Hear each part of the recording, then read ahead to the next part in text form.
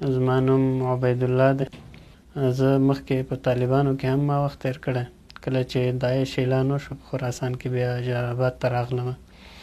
بیا اوس وخت کې په دې اواخرو کې زما د زخمیتوب نه بعد او د سقوط نه بعد د جلال آباد او د کونړ دې نه بعد زه د طلحه استاد له طرفه چې هغه د ادارې مسؤل و، مثلا خارجه اداره به موږ ورته ویله، امن العام، د هغه له خوا نه د سبت شمال مسؤل وټاکل شوم.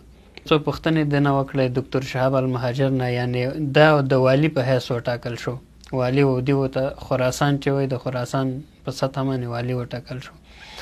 نو بیا ما ته پوښتنه وکړه، اوله پوښتنه مې ته د مساجدو باره کې وکړه. بیا هغه جواب دا و چې دا مسجد د مسجد زرار په شانتې دی، یعنې هغه مسجد سره مثال ورکړه چې د نبی علیه السلام په وخت کې منافقینو جوړ کړی و، په هغې کې د شر اراده وه، یعنې د خیر اراده نه وه. دې مثال یې هم هغې شان ورکړ. ډاکټر شهاب بېرته ما سره رابطه وکړه، دلته یو مسجد دی، په دې کې انفجار کول غواړي.